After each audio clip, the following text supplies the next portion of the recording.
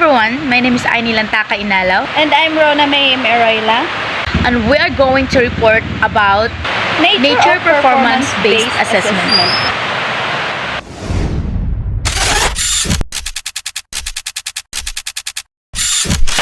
So, as you can see now in my side, it is the overview of this topic.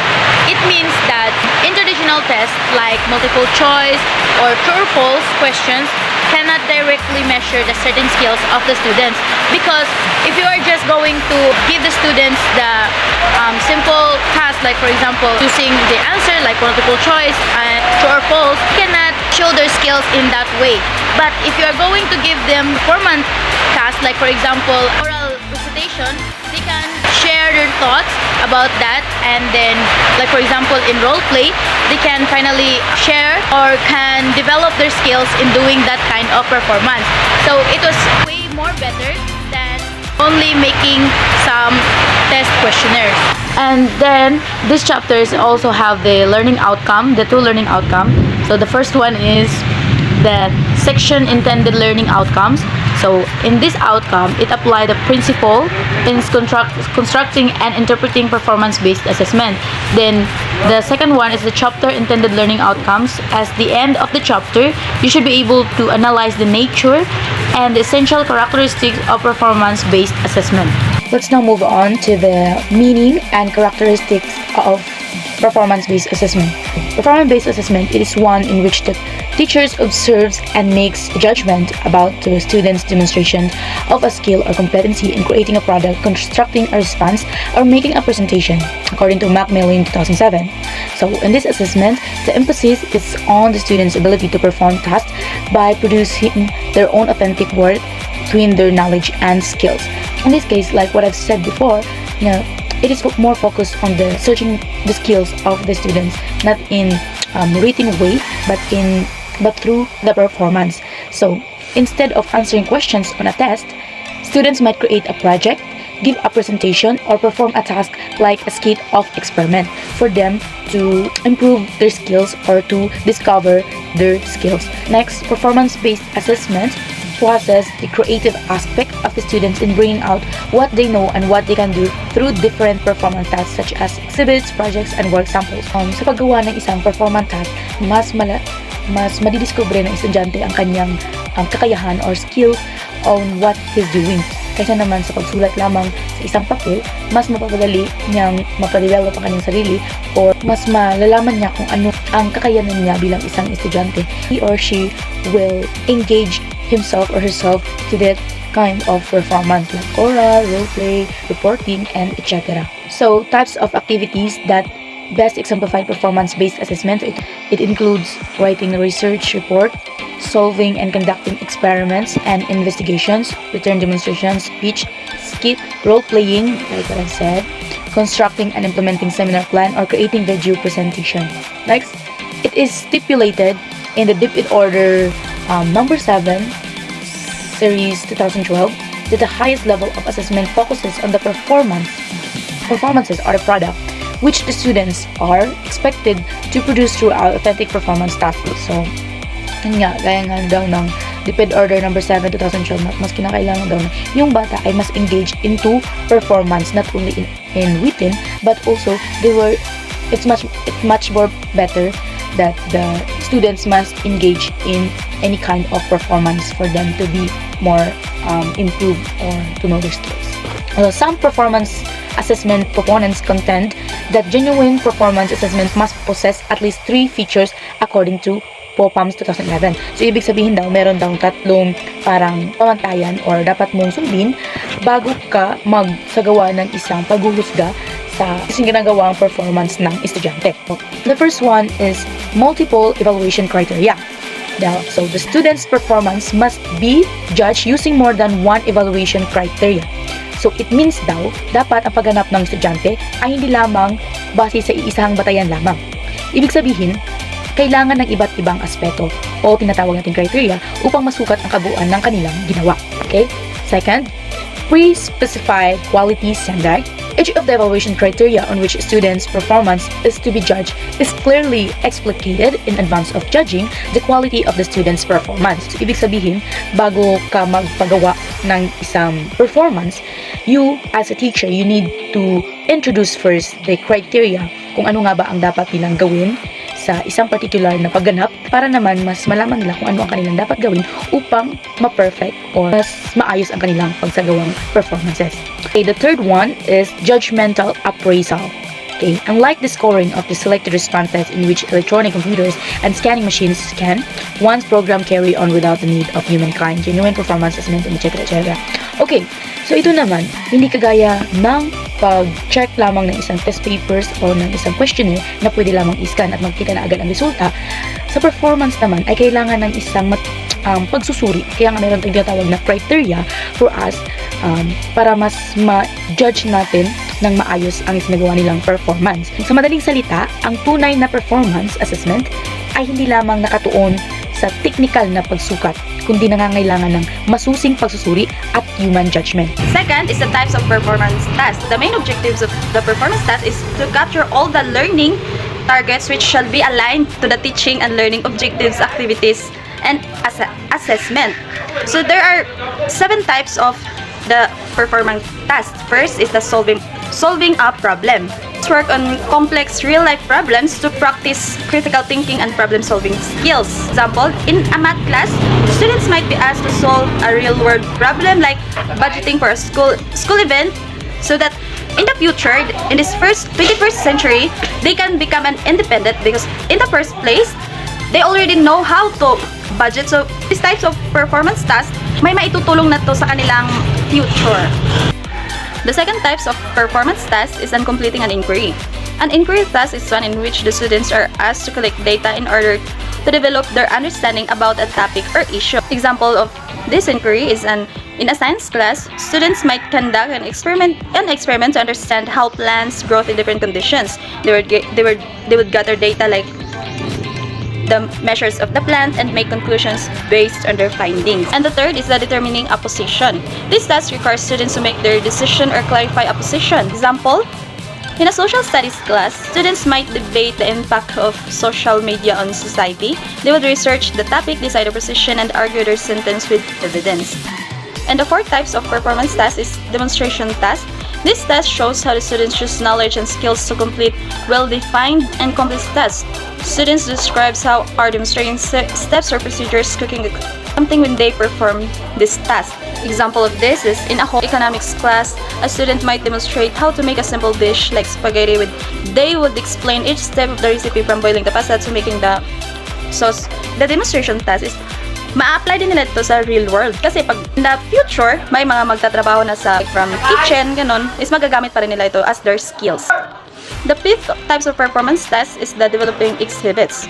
Exhibits are visual presentations or display that need little or no explanation from the creators. An exhibit is offered to explain, demonstrate, or show something.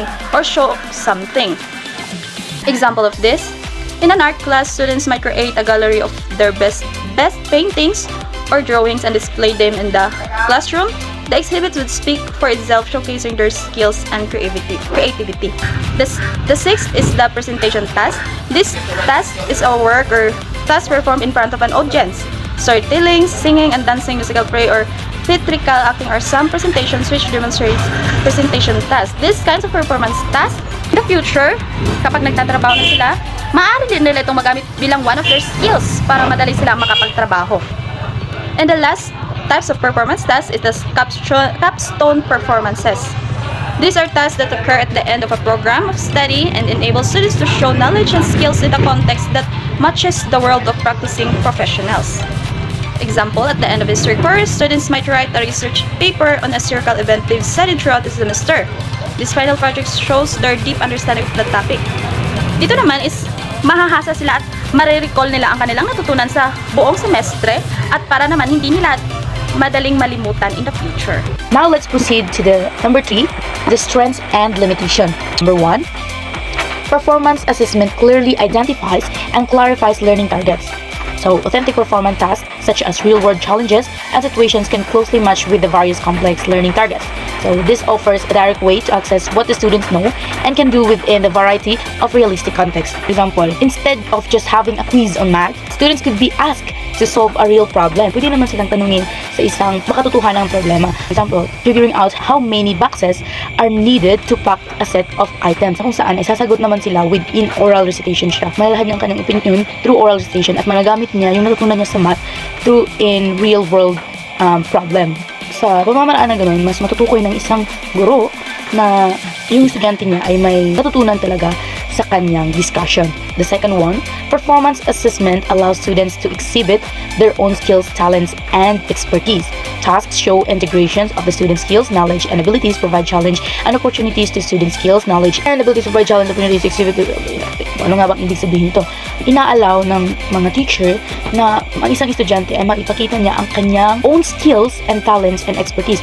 Halimbawa na lamang sa isang pagpipinta, sa isang pagdodrawing, na kung saan hinahayaan mo ang isang estudyante kung paano nga ba niya gagamitin ang mga materyales sa pagkukulay, kung ano nga ba yung paraan niya ng paggamit nito. In that way, mas mahasa yung isang estudyante na o matutuklasan ang kanyang skills or expertise. The third one, performance assessment advocates constructivist principle of learning. Students are more engaged in active learning and give more opportunities to demonstrate their learning in different ways.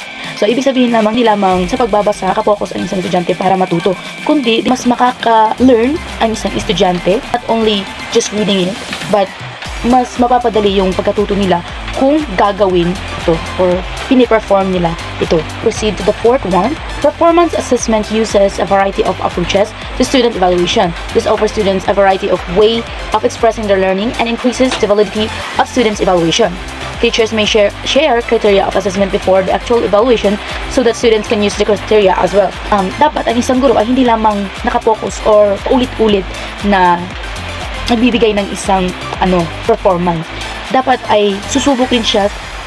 Dapat ang isang guro ay hindi lamang nakabase sa iisa lamang na performance. Halimbawa na lamang sa pagdodraw or sa pag-roleplay, mag-video presentation, o di kaya sa pagsasayaw, mga ganon. There's a lot of performance. Okay?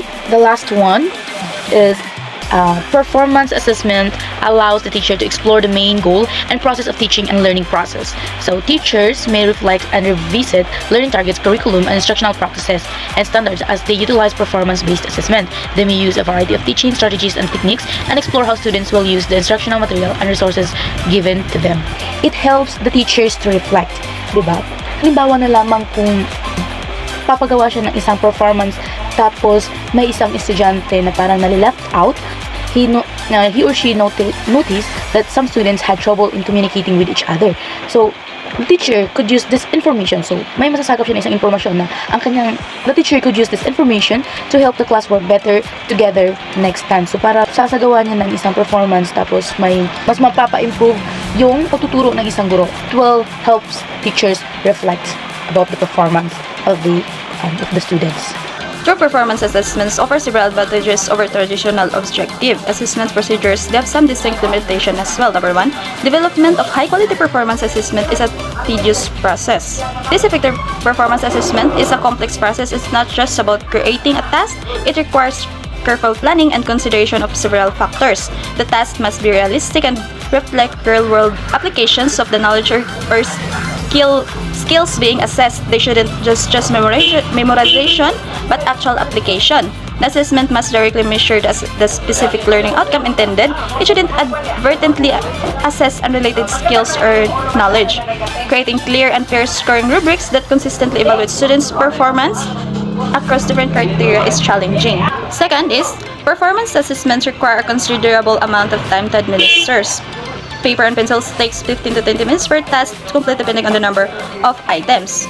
It involves in both creating and implementing performance assessments. They often take much longer than traditional tests. The traditional tests, multiple choice or short answer tests, are quick to administer and score. Tasks like presentations, projects, experiments, or essays require significantly more time for students to complete and for teacher to evaluate. This explains that while performance assessments are valuable for assessing deeper learning and application of knowledge, they present significant practical challenges related to designs, implementation, and time constraints. Third is performance assessment takes a great deal of time to score. This emphasizes the time commitment required for scoring performance assessments. The more complex the task and the more nuanced the criteria, the longer it takes to evaluate students' work. Grading performance tasks, projects, presentations, essay, and etc. takes much longer than grading multiple choices. Fourth is a performance task score may have lower reliability. This resulted the inconsistency of scoring by teachers who interpret observation quite differently. Potential for inconsistency in scoring due to the subjective nature of evaluating performance tasks. Different teachers may interpret the same performance differently, leading to variations in scores. Complex tasks and fast-paced performance can exacerbate this issue.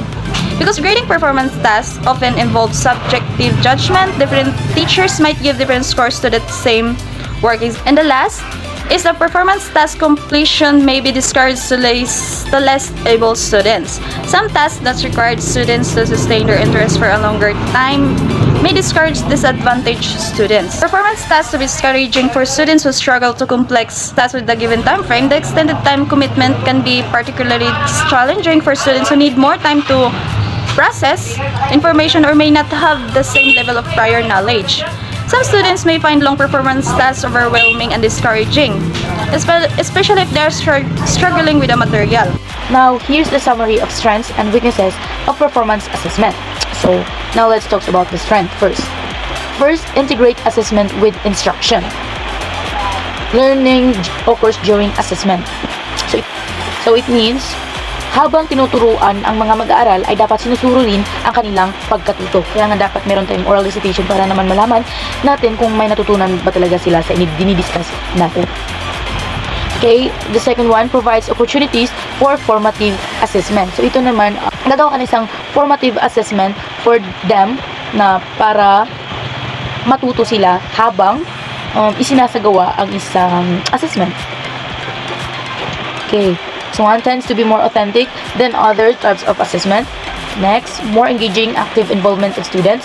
So sa magitan nito, mas magiging aktibo na sila sa pakikilahok sa iba't ibang mga bagay-bagay. So provides additional way for students to show what they know and can do. So ito naman mas mapapadali na malaman kung ano talaga ang kakayahan ng isang estudyante. Next, emphasis on reasoning skills. So ito, yung kanilang mga kakayahan, mga kaya nilang gawin, mga skills nila. Forces teachers to establish specific criteria to identify successful performance. So ito na nga, yung pagsaguan ng isang criteria para sa isang magandang performance. Then, encourage students self-assessment. Emphasis on application of knowledge. Then, encourage re-examination of instructional goals and the purpose of schooling. Ibig sabihin, ibigyan ito ang guro ng pagkakataon na mag-isip kung tama ba ang mga layunin nila sa pagkatuto. Weaknesses. First, reliability may be difficult to establish. Because grading is often subjective, different teachers might score the same performance differently, making it hard to get consistent results. Second, measurement error due to subjective nature of the scoring may be significant. The scoring process relies on judgment, which can lead to errors. Third, inconsistent student performance across time may result in inaccurate conclusions, as students' performance can vary from one time to another, so a single performance assessment might not give a complete picture of their abilities. Two examples of student achievement performance assessments usually involve fewer tasks than traditional tests, providing less data on student understanding.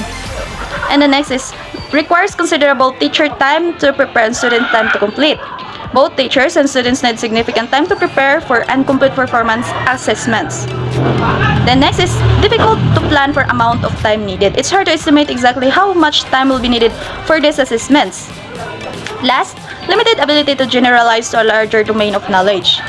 The results from a performance assessment might not apply to a broader range of knowledge. And that would be all in this chapter, and I hope you guys enjoy this video, and thank you for watching.